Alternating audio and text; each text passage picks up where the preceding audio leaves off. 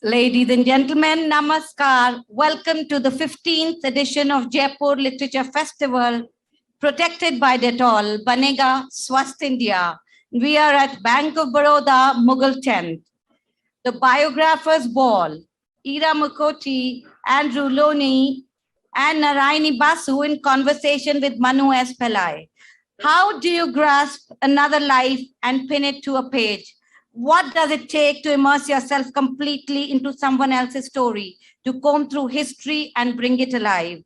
Biographers of luminaries and figures as illustrious as Akbar, Edward VIII, VP Menon, Sibylla, come together in a panel to discuss what it means to bring these great personas to life, compellingly, authentically, and the challenges they face in doing so. Andrew Lownie was educated at Magdalen College, Cambridge. He has a master's degree and doctorate from the University of Edinburgh and is a fellow of the Royal Historical Society. He later returned to Cambridge as a visiting fellow at Churchill College. His published books include the biographies of writer John Buchan, Spy Guy Burgess, and Edward VIII. Ira Mukhoty is the author of Akbar, the Great Mughal, Daughters of the Sun, Empresses, Queens, and Begums of the Mughal Empire, and Heroines, powerful Indian women in myth and history. She writes rigorously researched narrative histories that are accessible to everyone. Her debut novel, Song of Draupadi, was published in 2021. Narayani Basu is the best-selling author of VP Menon, the unsung architect of modern India, a historian and foreign policy analyst. Basu's current area of interest focuses on highlighting the lesser-known but key players behind the story of independence. Manu S Pillai is a critically acclaimed writer and historian who has authored The Ivory Throne, Rebel Sultans, The Courtesans, The Mahatma, and The Italian Brahmin, and most recently, False Allies, India's Maharajas in the Age of Ravi Verma. He formerly worked as the Chief of Staff to Shashi Tharoor and has won the Sahitya Academy Yuva Puraskar. Please welcome all four of them.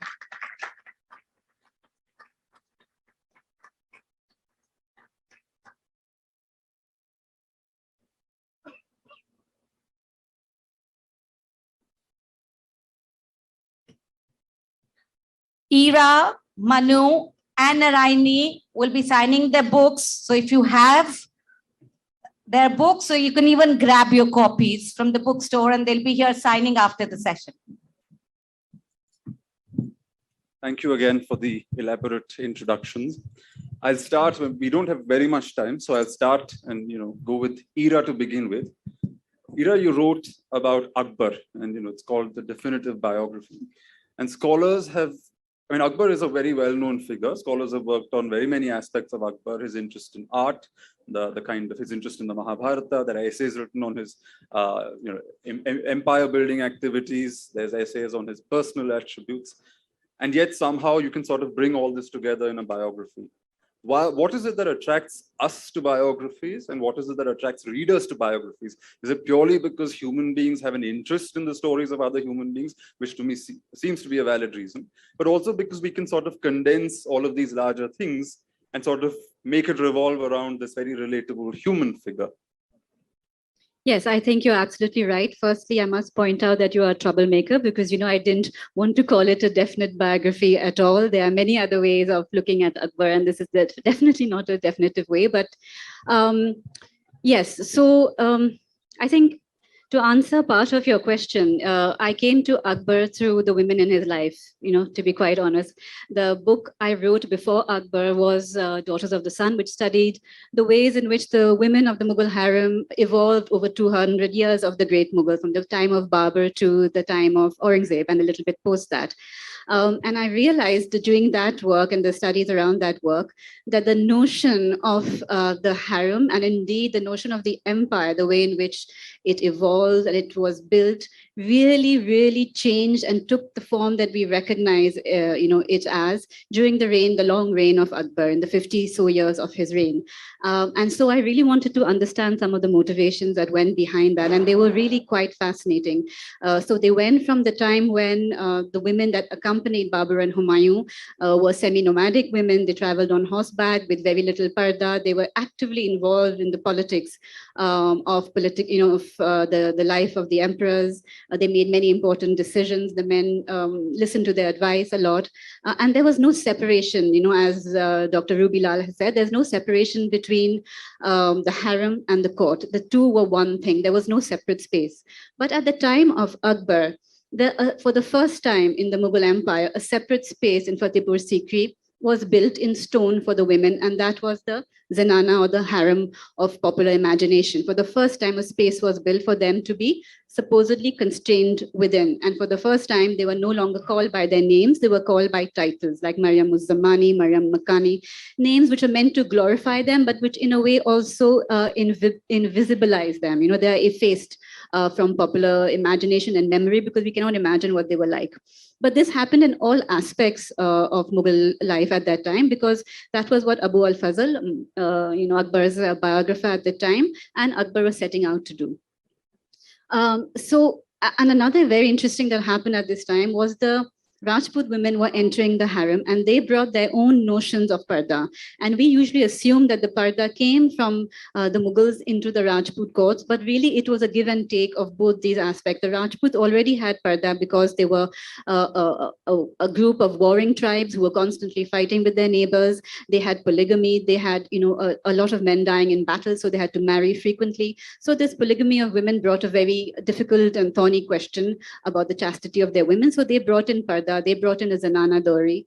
And this idea also seeped into Mughal life.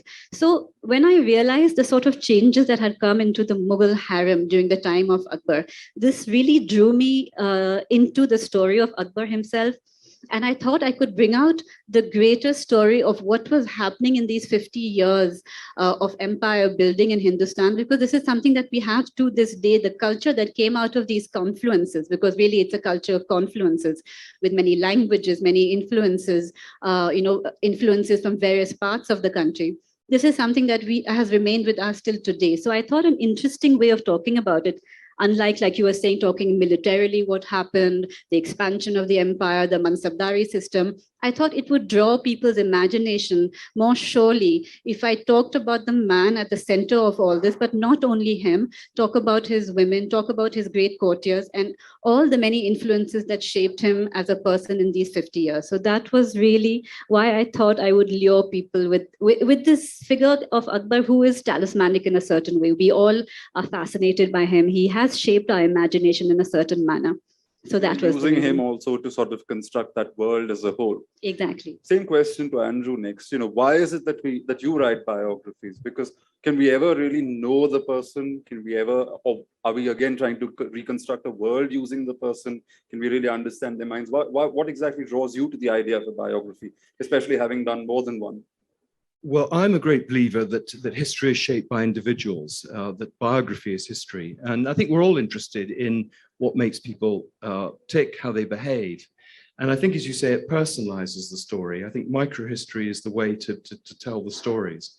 And I'm drawn because there's clearly a very strict chronology. It's much easier you have to take the camera out sometimes, and I write them almost like film scripts to give the context. But always you should be telling the story in effect, like you would tell the story in fiction. You have to create the world through description. You have to create the dialogue through letters and diaries. And I've become increasingly interested, I suppose, in hidden lives, secret lives, the fact that people often have double lives, which is why I'm drawn, for example, to spies. I'm fascinated by marriages. We're always interested in, marriages, what makes them tick. And so my last two books and my next book look at unusual marriages, perhaps where they have open marriages, but actually are very loving marriages, or my next book where they're divorced, but still living together in effect. And I'm just a great believer that you can tell a lot of history through using the focus of a particular individual.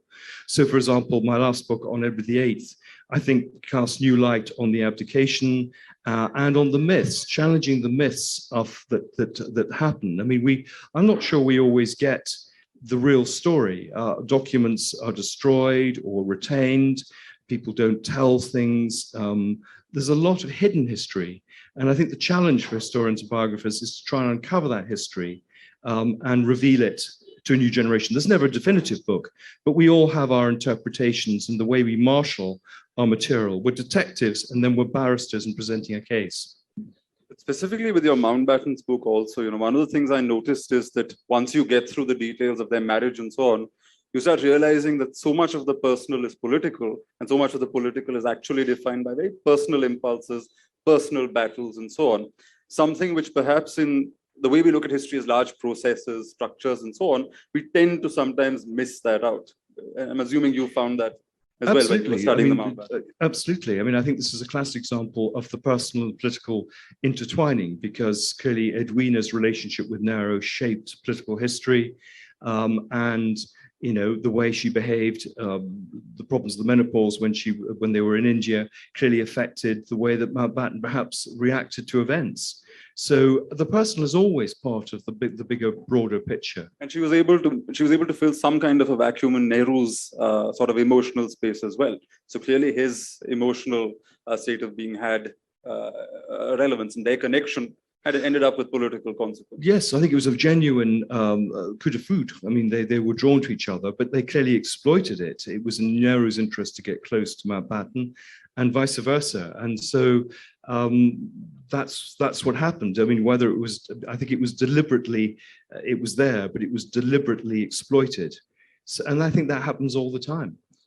Narayani, the question that I'd like to ask you based on their answers now is, when we do biographies and we focus on these individuals who've made a difference, who've actually affected some of these processes, sometimes shaped them, a counter sometimes that people would say is, oh, you're falling again into that trap of the great man view of history, you know, that history shaped by great men, great women, whereas in reality, perhaps, you know, biographers give too much importance to individuals and then lose charge of the bigger picture.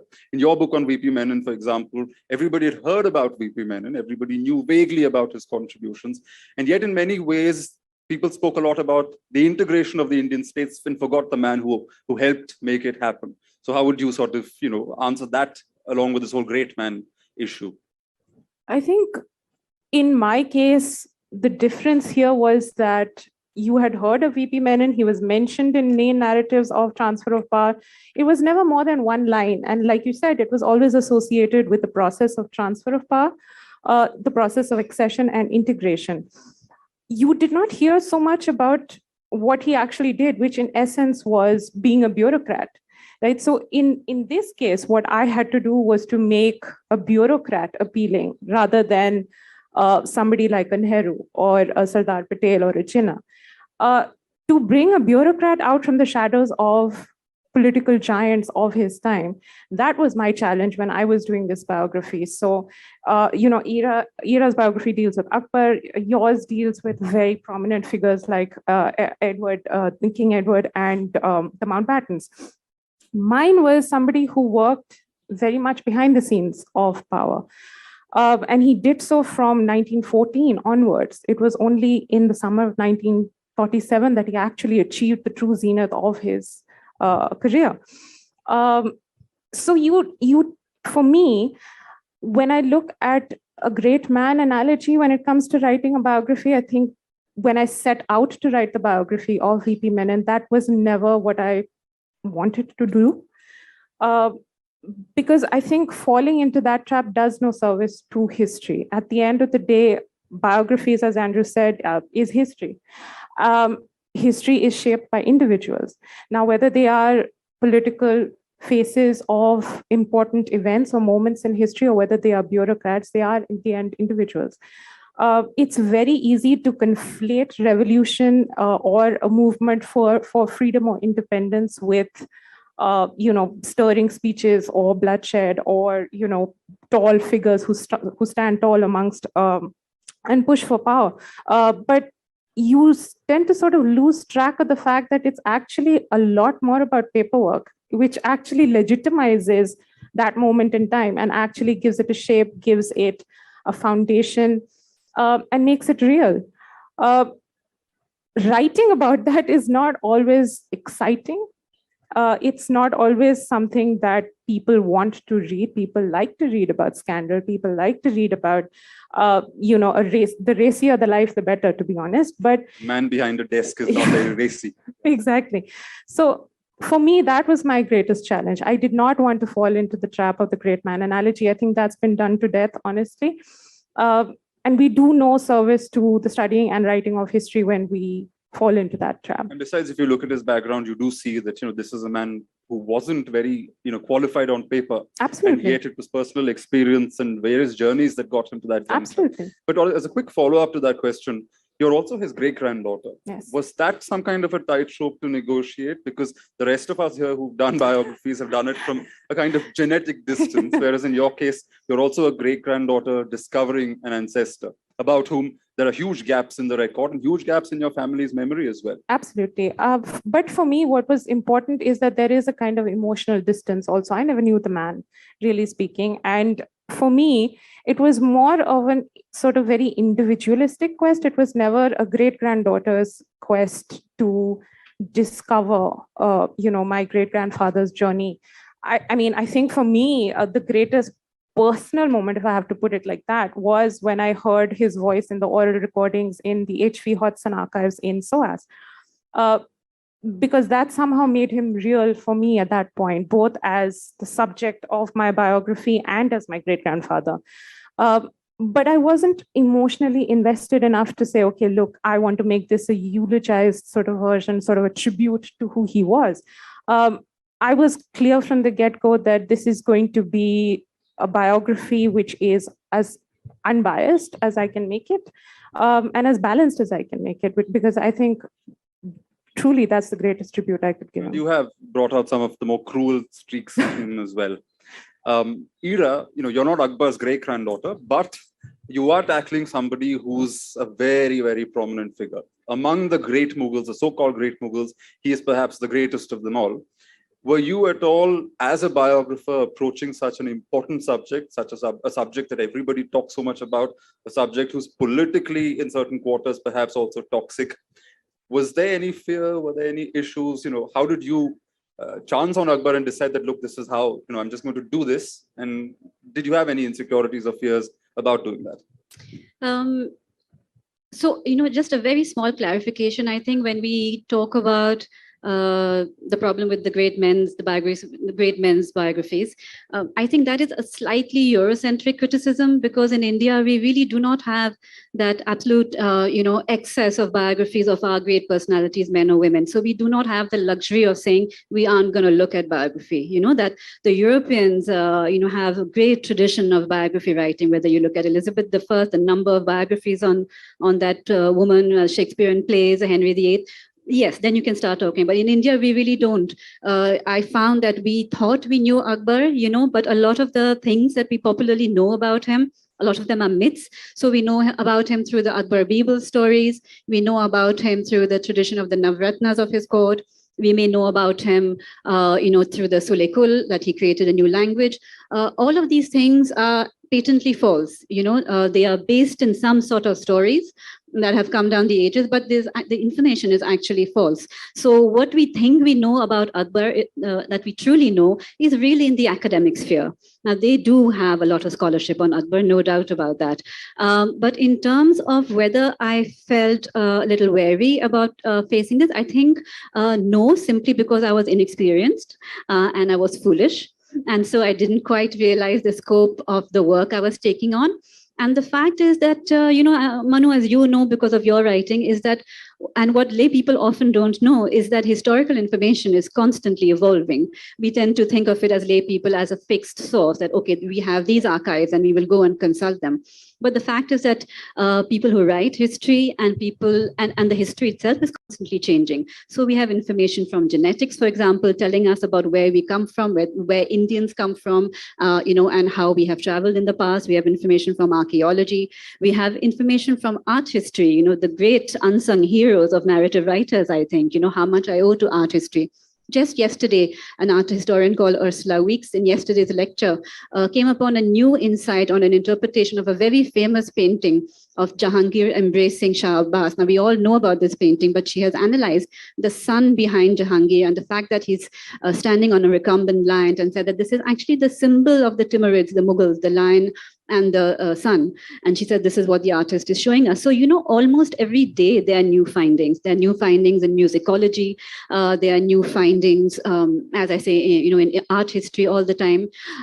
So it is my job as a writer of narrative history to try and make these stories interesting. And so I take information from all these many sources, which I know that my readers will not have had either the inclination or perhaps the knowledge about where to find them. And it is my job to weave all these many, many strands into a textured and nuanced narrative that will appeal to a lay reader.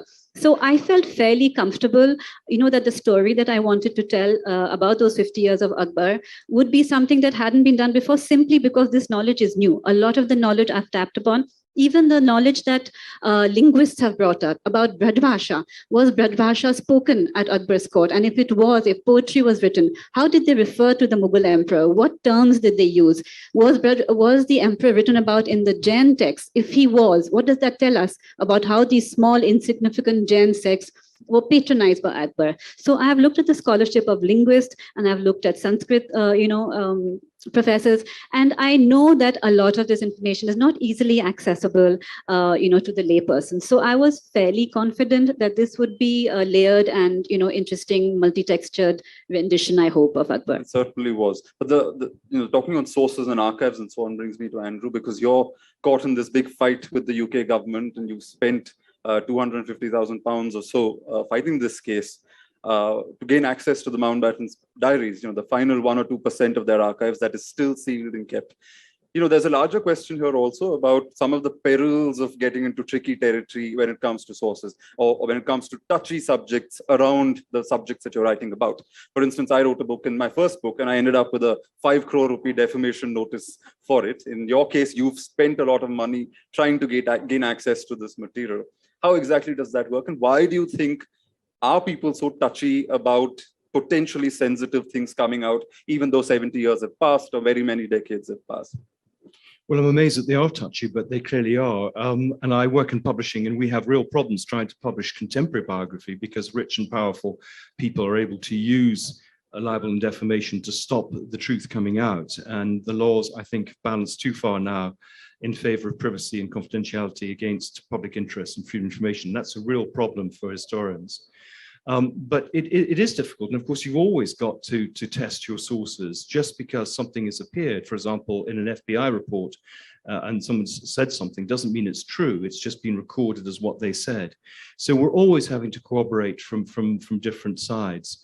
But I agree with her that, we're looking for new interpretations and new material, and that's always emerging as documents are discovered. And I think if you find that you can do a different prism, if you look, for example, at a slice of life with Edward VIII, I started in 1936. Most books finish in 1936 with him and cover the last 50 years of their lives in a few pages. Or if you look at it through the prism of the portrait of marriage, you get a very different take. And I think this is where dual biographies and group biographies can be very useful, putting things in different perspective. So the biographer is playing around the whole time with the form. I'm still a great believer in cradle to grave. The strict chronology gives us a discipline. You can't understand people really until you understand their childhood. And so you can't confuse the reader too much with flashbacks and things. You've got to tell the story really as it happened. And introduce the reader to events as they happened. And that, of course, gives you your narrative tension. You might know that there's something going to happen that will change all this. And the reader might even know that. But it helps build that narrative tension that you want. And what you do with a Mountbatten who tried to curate how his biographers would write about him. This was a man who kept everything from his, I think, baptism certificate till his well-drafted obituary. And he's got this huge archive in Southampton University, which is where I think it's now kept. Clearly, he was wanting that his biographer should read him a certain way. And when someone like that is your subject, who's made such a conscious effort, sometimes perhaps even to mislead his biographer, How do you exactly navigate that? This huge wealth of information that this man's perfectly boxed in and filed nicely for you to access. Well, you don't, you use his material, but you use it very carefully and you find out the sources. And this is again the question of cooperation. But I think that happens a lot, that particularly great men want to shape their legacy. They destroy documents or don't release documents that paint them in a bad light. They have tame biographers. Mountbatten rewrote chapters of the famous Freedom at Midnight book on independence. And even H.V. Hodson, you've mentioned, was brought in to write, in effect, the Mountbatten version of events. One of the problems with the transfer of power is that Mountbatten, there was no one taking notes in a lot of these meetings. He dictated notes after the meetings. And so, of course, you have his version of events. And this is why your book on Menon is so important, because we get this oral history in a completely different version of events. But it is always a problem. And there's always also the problem of doctored documents. Mountbatten's wife died very suddenly of a so-called heart attack, but all the papers, there's no death certificate, there's no autopsy, there are no papers about her body coming back from Borneo. All we have is an account by the governor, acting governor of Borneo, which has been placed strategically in a whole series of archives. And this, to me, I have this, it's a red flag. This is a document that is meant to be found. And again, the affair with Nehru, the line from the family is, first of all, that it was platonic, then it was he was impotent. You know, they keep changing the story. And so you're constantly having to question people and what they say. People may tell you deliberate untruths, they may not remember correctly, they may not have known. And it's a bit like, for instance, debriefing a defector in intelligence. It's often the first pressing which is the most accurate, and then people begin to tell you what they think they should be telling you. Narayani, your sources, in some ways, you know, you had all of VP's official material, but there are these huge gaps in his personal life. On the one hand, there's the family tradition that he burned down his school as a child. That's a wonderful nugget of information. And yet there's this huge gap where it comes to his first marriage. You know, his own kids had no idea what their mother's background was. And I remember pestering you on this, saying, how on earth is it possible that nobody knows who that wife was and what happened to her? She just disappeared from the record. And you were unable, I think, to find that. How did you negotiate this problem that on the one hand, you do have something when it comes to his career, but then his personal life in some areas is completely sealed off to you? I think in my book, I address that quite clearly, because if there's not anything to be found, then there's simply not anything to be found. If she hadn't had two sons, she might as well have not existed. I could find no letters, I could find no photographs, I could find nothing. So it was like she'd almost been, she had actually been expunged from the record. So there remains a gap till today. And that's how it's gone into my book. When it comes to his public life, yes, there are professional papers, but just to add on to what Andrew was talking about, I think oral history deserves to be given due credit when it comes to writing biographies, because you have lived experiences of people who are witnessing truly epochal moments in history. Those events, as they were narrated, as they were lived, needs to be taken into account, which is why when I came across H.V. Hodson's papers, and in those papers, there are recorded interviews of V.P. Menon, I allowed his voice to do much of the talking in the book, primarily because it became a very sort of unforeseen device of sorts, because I hadn't expected to come across these recordings when I found them. But when I did, it just seemed fair, because this was life as V.P. Menon lived it. And as a result, my book was also certainly embroiled in scandal. Because of a Nehru Patel controversy where, it was stated that he basically said that Nehru left off Patel's name from the first cabinet list. Now, that was 3 lines as V.P. Menon remembered it. Unfortunately, that blew up into a political controversy. It doesn't have to be politically touchy. Unfortunately, it becomes politically touchy to suit a certain moment in time, should I say. And as Andrew said, it shouldn't happen at this point.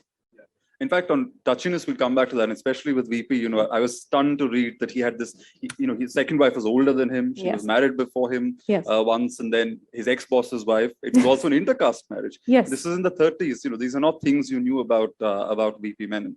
But on the question of touchiness, this whole and this I'll ask to both Ira and Narayani, because as the Indians in this panel, we in India specifically tend to pedestalize a lot of historical figures. They're all perfectly sanitized, they're all wonderful human beings, they're all, perfectly whitewashed and put on little platforms. That's how we approach biography. And I know this from personal experience. Everyone said things, why did you talk about these personal aspects? Anecdotes can't be relied upon, etc.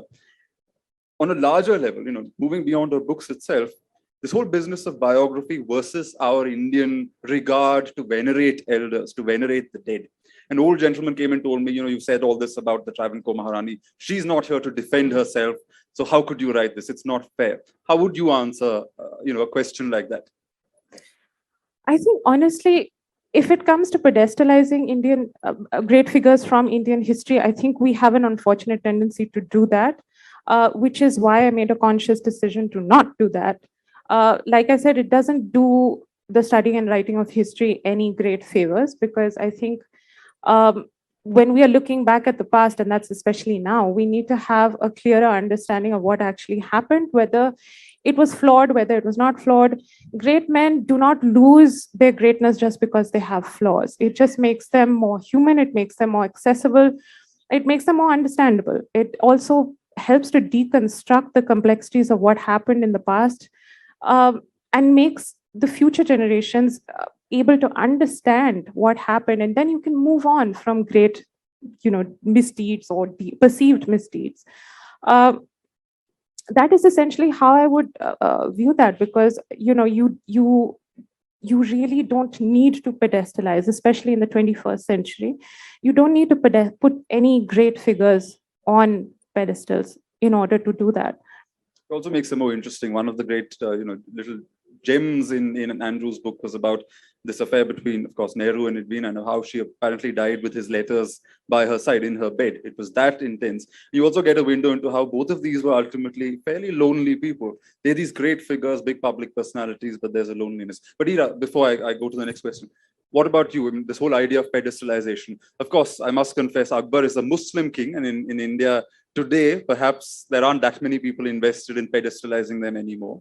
But even so, looking at the larger picture, yeah. How would you answer this? No, exactly. Looking at the larger picture, as you say, I'm not interested in writing, a very homogenized story, a sort of whitewashed image. I think what is interesting about even a figure like Akbar, whom he has tended to think of as his great emperor, is his evolution as a human being. So I have written about how early in his career, he forced his prisoners to convert to Islam. Early on in his career, he married a great number of women in his attempts to bring different parts of the empire, under his sway. And these are things that later on, as a mature 50-year-old man with a great empire created, he regrets, and he writes about these regrets. And he says, I really wish I had not forced anyone to convert to Islam, because everyone is entitled to their own religion, and everyone thinks that their religion is the true way to God. And that must be respected. So what I thought was interesting was not that perhaps he was born this perfect person. It's his evolution through his experiences as a human being, the things that happened to him that led him to come to these conclusions. And so I want to write about that, because I think people are also interested in this sort of journey, because it is our journey of, that we all lead as human beings. Even the question of the many women in his life, it was very interesting, because one of the first debates that he has famously in the Ibadat Khana, when he has all these philosophical debates, these very famous philosophical debates in Fatehpur Sikri. One of the first questions that comes up, that he brings up, is what do I do with these many wives? How do I, in all honor, keep them and make sure that they are respected within the system, within Islam? There's a lot of debate, and Badauni gets into a lot of trouble because he is against the suggestion that they be declared his muta wives under Shia law, that they are acceptable legal wives under this law. And he keeps bringing up all sorts of objections. And it is said that Akbar's whiskers bristled like those of a tiger, and Badauni had to leave the court. So this is what interests me, his attempt to change the mistakes he made in the past, to absolve some of the mistakes he made. And so this is what I tried to bring out. I did not want to bring out the Abu al-Fazl hagiography impression that we had of Akbar. And I think it makes for more interesting reading. It's funny that we have this habit of pedestalization in the land of Gandhiji, because Gandhi wrote on everything from his toilet habits to his marriage and his sex life and everything. But Narayani, you wanted to make one more comment. Yeah, I wanted to just add that, we can only deconstruct the past when archives themselves are not sanitized or closed or embargoed. You need to have, as a historian, better and free access. And I think Andrew would agree with me on that one, because you have critical moments in modern Indian history which are still off limits. R.N. Kaul's papers, for example, if you want to study the annexation of Sikkim, they're embargoed till 2027. The Nehru papers that have been opened at Nehru Memorial are only part of the actual collection. So things that are still considered crucial by political people are kept off limits to scholars. So in many ways, how do you then present a sort of deconstructed, desanitized version of the people or events that you're trying to write about when you don't have access to that kind of information? No, it's interesting, the archives are one thing, but Andrew, the other thing, the archives take you that far, but ultimately, is the biographer also trying to know the mind of their subject ultimately? Is it even possible? Can we ultimately, at the end of a project, when you finally send it to your publisher, convince even yourself that, okay, I've completely cracked this person, I know their mind, I know who they were? Do you think a biographer can ever say that with any certainty? Well, there can be an interpretation. It can be your view. It's never going to be definitive because people are very complex and they behave in very contradictory ways, and you have to capture that. So in some ways, I see the biographer creating a mosaic of impressions, and people can draw from them as they wish. They will often, particularly with Mountbatten, he could be humble and very kind in one moment and very difficult and pompous the next. And that's like all human beings, we behave differently, different people at different times. So there's never going to be, we're trying to impose on life art, and so you have to sort of control it, but it's never going to be the full picture. You can't in 100,000 words tell the story of a life.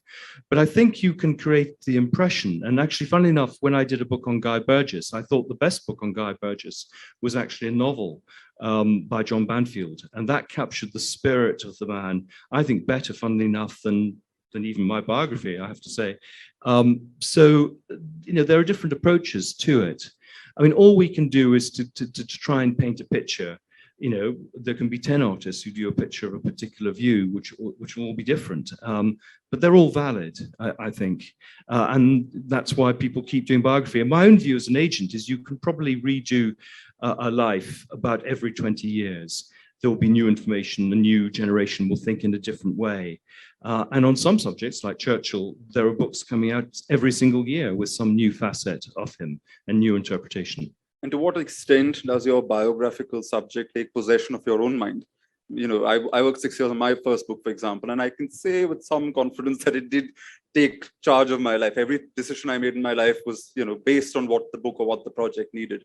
Do you think, has that happened to you as well? Yeah, I think every biography has some empathy with their subject. There has to be an empathy with them to even if they're very unpleasant characters, to make you continue reading. My wife always gets concerned that I seem to find bisexuality in all the subjects I do, but I think that's just chance. But yes, of course you do. You draw on your own experiences to try and bring out something that you can identify with. But also, we all make judgments about people. We all have insights into people. I think psychologists have something to say, but I think anyone who's reasonably intelligent can recognize certain character traits and can develop them. And one of the things that interests me more and more is also, you talked about the curation of the story, and it's also the suppression of the story from governments who, in a sense, have cover-ups about things. And increasingly, I'm challenging the version of events that's presented. So with the spy Guy Burgess, it was the government cover-up. And there's still clearly material that's covering up whatever the Mountbattens did in India, which is suppressed by the government. So I think we have a role to try and uncover the truth and to speak truth to power. Thank you. We've only got 7 minutes, so I think we'll open it up to the audience now. There's a hand raised here. You can start. My question is, what do you think when you're writing about any person in the history? So hello, am I audible? Yeah. So when you are writing like how tough it is, or what process you follow when you are writing about a figure in the past, that it do not get polluted by the contemporary thinking, or the contemporary thought process that is going on in the society. For example, like there is a negative point or con regarding the Akbar is that when he won Rajasthan, he made a mound of head. But those were the tools at that time to assert your authority or dominion. The same thing with cow. I think in Mohenjo-daro, or there is this thing that they eat. Do they eat cow, or this thing is goes on? So when you are writing a book, does this thinking plays a role, that what perception it takes, and does it alter your character also, that biographer, as a biographer, you are writing about that figure? Thank you. Thank you. Should I take that to begin with? That's an excellent question. And what you're saying is very true, especially, I was writing about a 16th century monarch living in very different times. The ideas such as secular didn't exist. In fact, nation state didn't exist. Boundaries such as we know them didn't exist then. So I did try very hard to keep these notions out of my mind and to understand the complexities of political life in the 16th century, how violent times were, the ways in which kings used to, assert their power, their domination over other kings.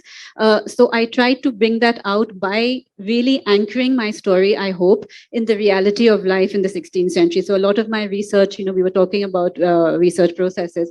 For me, because I'm writing about somebody so far back in time, I did a lot of research on the political situation, the cultural reality at that time, the visceral geographical reality that someone like Akbar was dealing with, so that the reader automatically, because I'm not here to lecture anybody, this is not a series of lectures, this is something for the reader to absorb almost, symbiotically as they're reading the text, so that they understand, okay, this is a very violent time. The enemies are doing equally violent things. So this, in the context of its time, is quite normal. The fact that one day Akbar then says, I will not kill my enemies, I will not enslave their children and the wives, that is something extraordinary.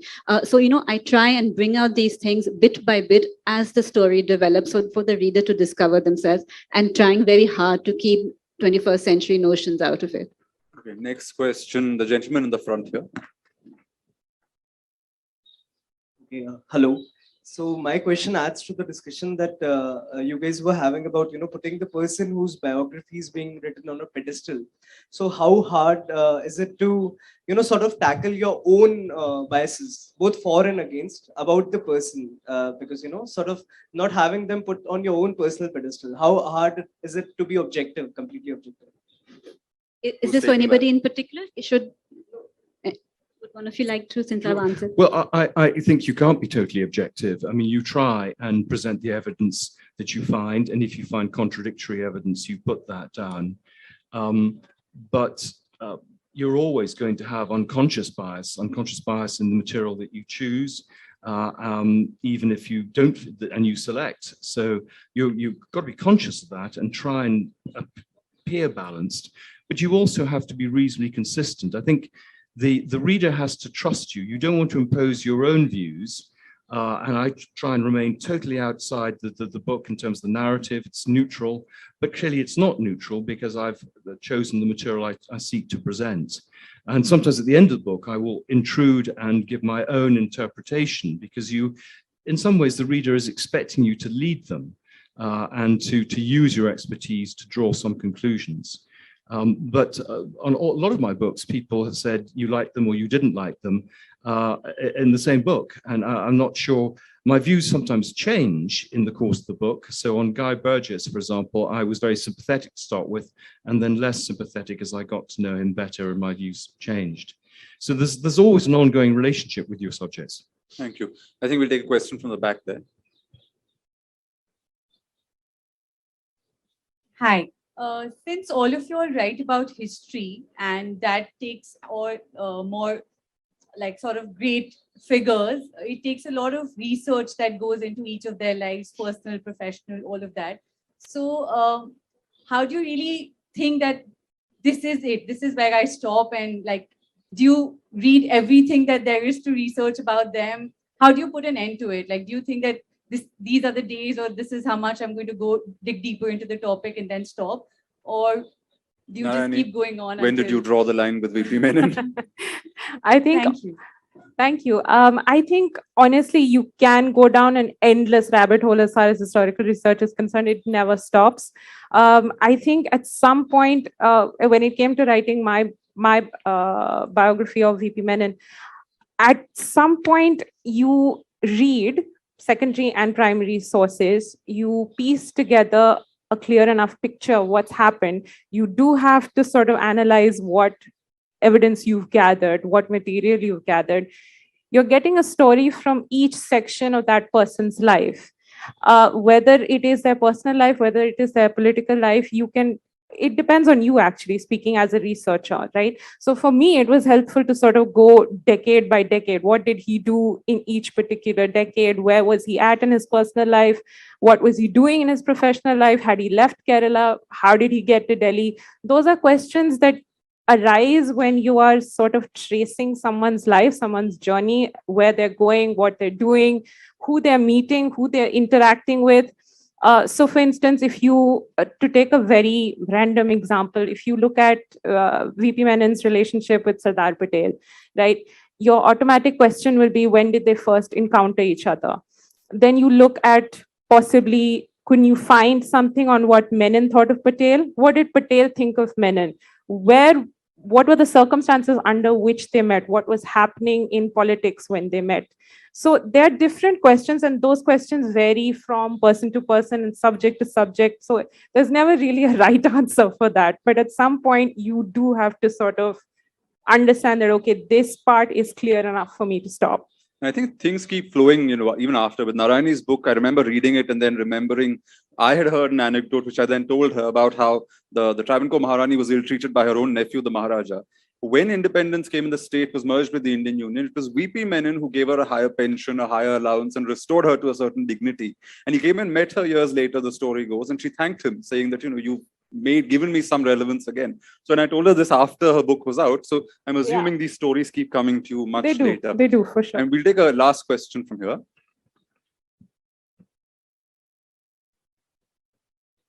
I am Prakash Bhandari. I'm a journalist. I'm from Jaipur.